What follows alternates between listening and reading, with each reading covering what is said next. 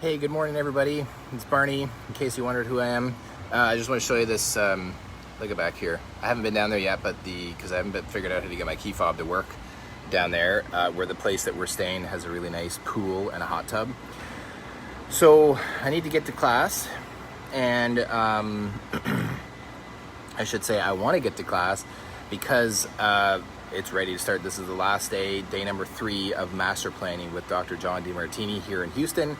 And so today what we're going to talk about is injecting your values into others. So yesterday we talked about when other people kind of inject their ideas and opinions, and then you externalize them through your words, right? So there's actually a little snippet that I want to share from you, and for credibility for Dr. John DeMartini, this is actually a short little snippet from some of his work on the values work. And so if some of this resonates with you, I can post a link below to Dr. John's book, his newest book called The Values Factor, and it's really amazing. And you can get it on, actually I can send it to you on Audible for free if you, pardon me, something's stuck in my lip there. I can send it to you on Audible for free if you are not an Audible subscriber already. If you are, then just go use one of your credits to get it. It's called The Values Factor, okay? So I have this little snippet put up here, and then I'm gonna go do the walk and talk because I wanna get going. So when you minimize the authority of others, let me put it over here. When you minimize the authority of others and put them in pits, you will tend to inject your higher values into their hierarchy of values. So meaning that when you have your ideas and you speak them over somebody else, like you should do this, you must do this, you have got to do this, you have to do this, you're injecting your values on them. So how will you know you're doing this?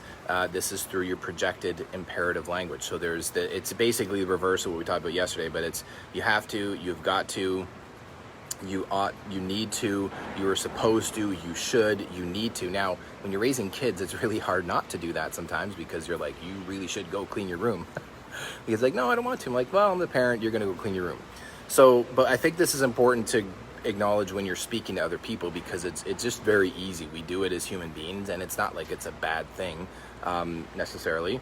But this other part is really neat too. So when you are unclear or uncertain about your own hierarchy of values, and you have injected the values of other authorities in your life, you will probably not recognize how you are ultimately creating your reality and where your powers are. You will probably assume that you are missing something or some things in your life, but in fact you are not missing anything. You're simply just manifesting in exactly the form that your highest values dictate and not recognizing nor appreciating it. So the last piece to this is injecting the values of other authorities into your life can cloud your clarity of mind and your mission, and lead to self-depreciation. So there, that part is done. Now we're gonna get walking. So what does that mean and what does that look like? Well, basically when other people say, oh, you should do this, you should do that, or when you say that to other people, it basically means that you're minimizing yourself, okay?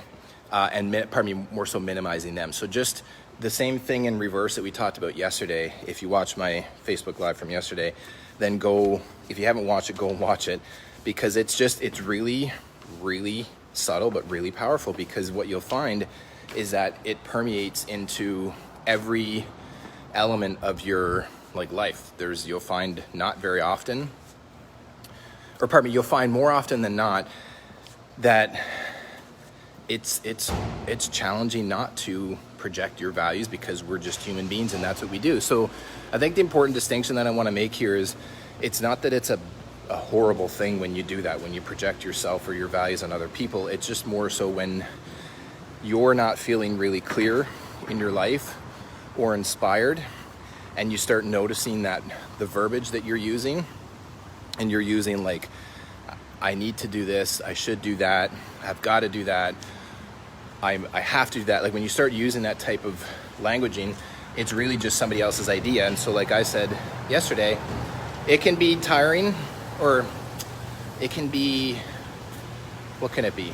It can be, challenging and draining, because it's like every other thought that you might have would be like, well, I should do this, I have to do this, I've got to work hard, I've got to I've got to go work manual labor, and the work has to be physically laborious or laborious in order to earn a good dollar. I got to work hard, and just all these different ideas.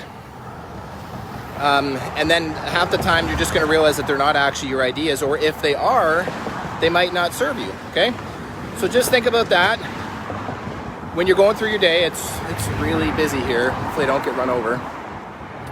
And just acknowledge that when you're doing that to other people, but also when they're doing it to you. Okay, so remember, the languaging that you can use is, or that you use when you're injecting your values on somebody else, it's you need to do this, you have to do this, you should do this, you must do this, you ought to do this. And then when you say it to yourself, usually when you're in a conversation talking to somebody else, wow, I look very white here.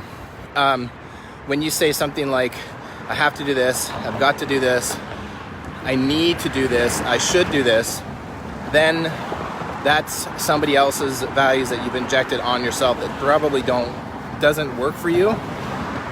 And the neat part is that once you're aware of it, then you can change it. But if you're not aware of it, then you can't change it, right? So I learned this a long time ago, let me back up. I learned this a long time ago, that when your awareness is brought to something, so first you have to be aware of something, then you can be conscious of whatever that is, then you can make a different choice, and with those choices you can see better changes in your life, right? So the analogy that I used to make to my personal training clients and coaching clients is that, holy guacamole, I look white. I don't know if I can turn this. This is really weird. Okay, well, I don't think I can do anything about it, but I just look really white. But then again, it just looks weird. I don't know, does it? Yeah, okay, there, it's starting to normalize, but there. I used to say to my personal training clients, like I'm walking right now, right? So if you have if you have a stone in your shoe, if you didn't have the stone in your shoe, you wouldn't be aware of it, right? As soon as the stone gets in your shoe, you're like, oh, hey, there's something in my shoe. Well, you have the choice, as silly as it sounds, to keep walking and then get frustrated because you get a blister in your foot, or you're gonna be like, well, shit, I got a stone in my shoe. I'm gonna stop, take my shoe off, find that stone, throw it into the road, put my shoe back on, and keep walking. But metaphorically, I think you'll agree with me here that when stuff like that happens in your life and you have something that's not working and you're aware of it and you don't change it, it's kind of like banging your head off the wall and being like, ow, my head hurts. As you're like banging your head off the wall, like, ow, my head hurts. Oh my goodness, my head hurts. And somebody comes up and says, hey, maybe you shouldn't bang your head on the wall anymore. And then it probably wouldn't hurt. Oh, excuse me. And then it probably wouldn't hurt. But then if somebody tells you that you're banging your head off the wall and that's why your head hurts, but then you keep doing it, you really have nobody to blame but yourself. But as silly as that analogy is, if you're not aware that you're banging your head off the wall and your head hurts, then that's when hopefully somebody else can bring it to your awareness. So I hope that this makes sense. And part of my intention with these videos is to help bring your awareness to some of the things that you maybe didn't know about, or maybe you did know about, and I could help expand your awareness. And then you can make better choices to make better changes to see better results. So I'm going back to class, have another 13 hours of training and education today on master planning, and it's pretty awesome. I'll share more about it later. As I always like to say when I finish, stay blessed, stay grateful, stay humble, stay hungry. From Houston, Texas. See you, everybody.